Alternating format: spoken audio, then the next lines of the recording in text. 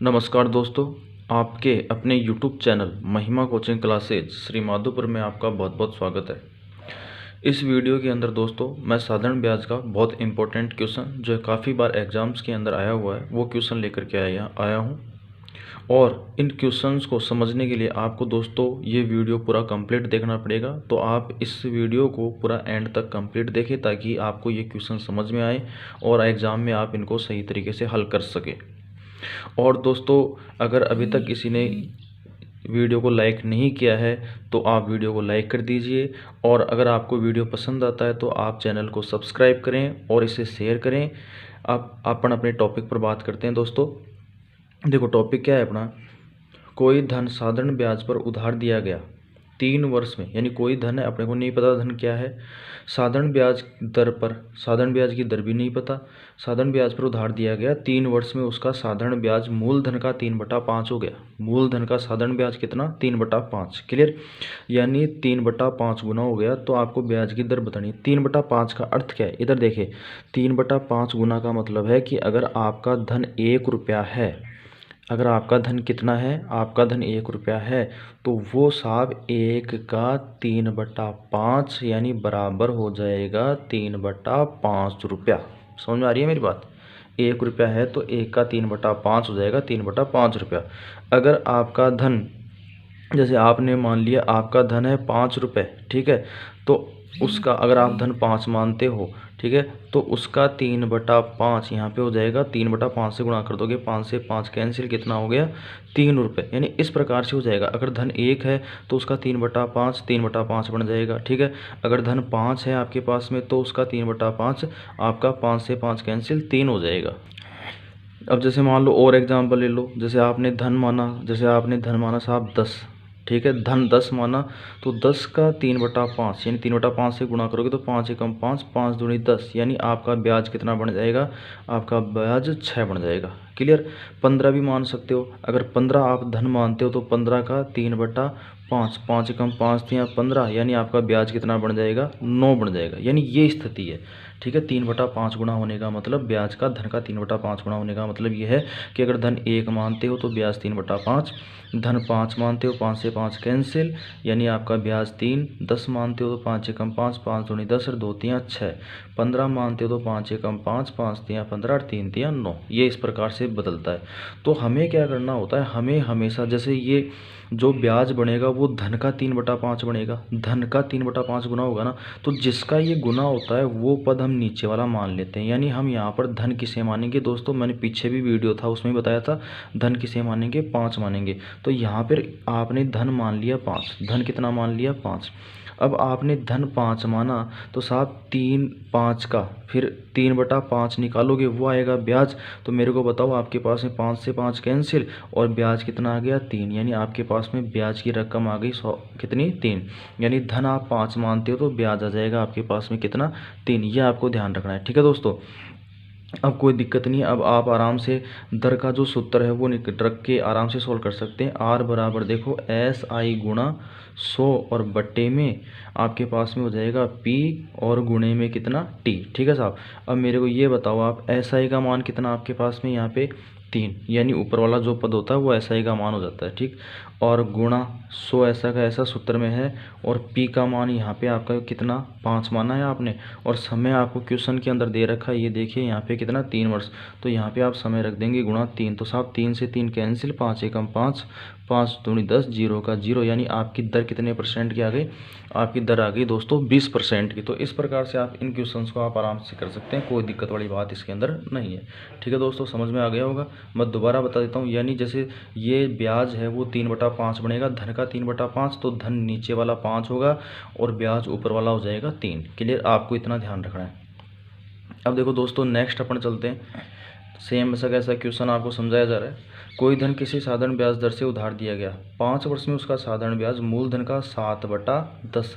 देख लो, मूलधन का साधारण ब्याज 7/10 बन रहा है, तो ऊपर वाला तो मतलब जो बनता है वो तो होता है ऊपर वाला, और जिसका बनता है वो होता है नीचे वाला, ठीक है। तो यहाँ पे साधारण ब्याज बन रहा है तो साधारण ब्याज तो ऊपर वाला है, और किसका बन रहा है, मूलधन का बन रहा है, तो मूलधन आपका नीचे वाला है। तो साहब यहाँ पर आपके पास में देखो सीधा सीधा आप काम करेंगे, साधारण ब्याज है 7 और आपका मूलधन है कितना 10। क्लियर। और समय का मान आपको क्वेश्चन में दिया गया है ये रो साहब कितना 5, यहाँ पे लिख लिया 5।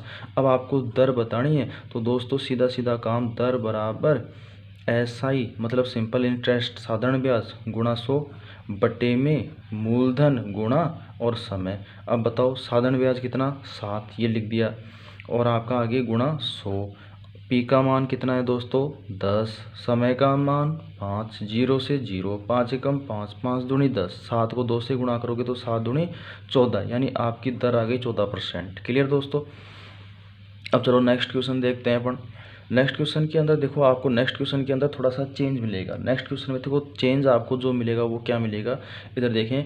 किसी धन का साधारण ब्याज उस धन का 4/25, साधारण ब्याज 4/25, यानी कौन बन रहा है, साधारण ब्याज बन रहा है। तो साधारण ब्याज तो ऊपर वाला, किसका बन रहा है, धन का बन रहा है, तो धन आपका नीचे वाला। तो यहाँ पे दोस्तों साधारण ब्याज तो आपका कितना 4, ठीक है, धन कितना आपका 25। ये बात तो आपको समझ में आ गई होगी। किसी धन का साधारण ब्याज उस धन का 4/25, तो भाई साधारण ब्याज बनता है तो ऊपर वाला जो बनता है वो होता है, जिसका बनता है वो नीचे वाला, ठीक है। तो साधारण ब्याज बन रहा है तो ऊपर साधारण ब्याज 4, ऊपर 4 साधारण ब्याज हो गया। किसका बनता है, धन का बनता है, तो धन आपका 25। देखो साधारण ब्याज 4, धन 25, इतनी बात, ठीक है भाई, ये मैंने आपके पास में हो ही गया। और समय का मान दोस्तों इसके अंदर आपको नहीं दे रखा। क्लियर। यदि आगे देखो क्वेश्चन, देखो आगे, यदि वर्षों की संख्या दर की संख्या के बराबर हो, यदि वर्षों की संख्या दर की संख्या के बराबर हो तो ब्याज की दर आपको बतानी है। यानी इस क्वेश्चन के अंदर आपको समय का मान नहीं दिया गया, आपको कंडीशन दी गई है। कंडीशन क्या दी गई है कि वर्षों की संख्या, यानी वर्षों की संख्या जैसे मान लो आपने मान लिया t, वो दर की संख्या के बराबर है, यानी आपने दर ले लिया r। भाई t का मतलब समय, ठीक है, और r का मतलब होता है दर। तो दोनों की संख्या, वर्षों की संख्या दर की संख्या के बराबर, यानी अगर आप समय को x वर्ष मानते हो दोस्तों, कितना वर्ष मानते हो, x वर्ष मानते हो, तो मित्रों आपकी जो दर होगी वो भी कितने वर्ष होगी, x वर्ष होगी। यदि आप समय को x वर्ष मानते हो तो आपकी जो दर होगी वो भी मित्रों आपकी कितनी होगी, x वर्ष आपकी होगी। क्लियर इतनी बात। चलो ठीक है दोस्तों, अब आगे अपन चलते हैं। अब मेरे को ये बताओ, ये समय आ गया, ये दर आ गया। क्लियर। अब अपन क्या करेंगे, अपन साधारण ब्याज का जो सूत्र है उसको फॉलो करेंगे। अपना उद्देश्य यहाँ पे क्या पूछा जा रहा है, अपने से दर पूछा जा रहा है, ठीक है ना, दर की बात की जा रही है, तो कोई दिक्कत नहीं है।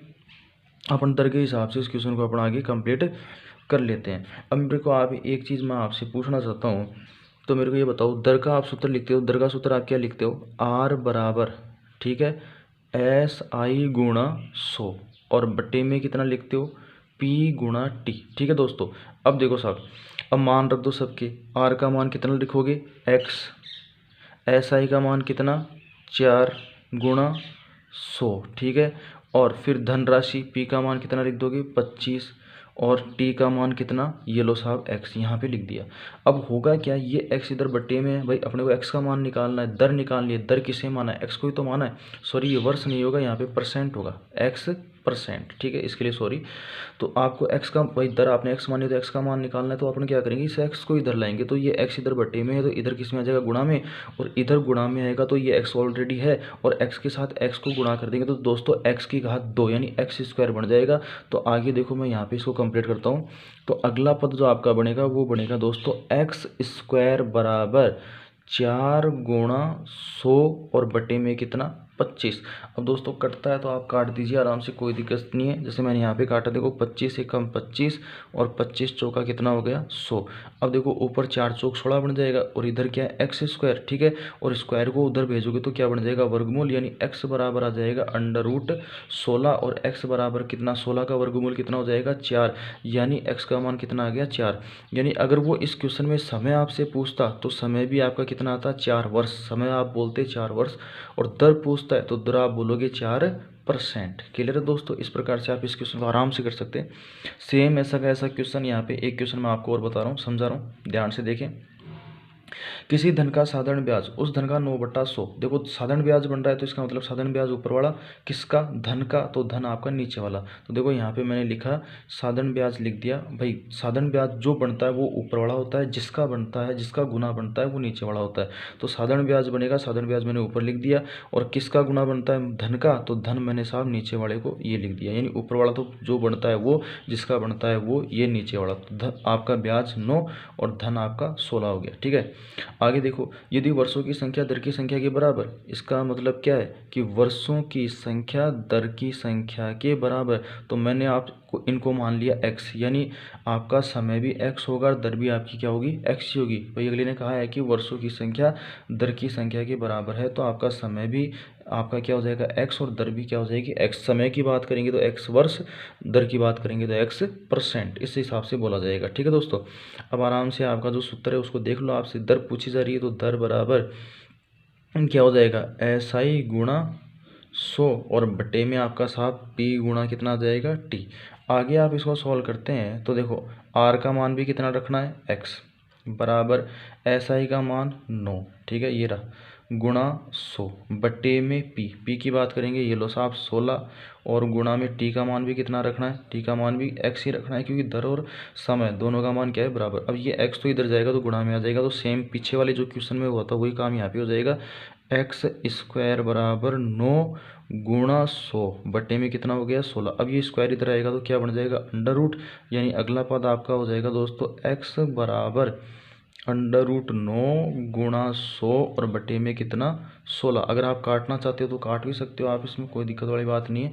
अब देखो साहब, यहाँ पे 9 का वर्गमूल तो आपका कितना आ जाएगा, मैं आगे यहाँ पे लिखता हूँ 3, 100 का वर्गमूल कितना हो जाएगा 10, और 16 का वर्गमूल कितना हो जाएगा 4।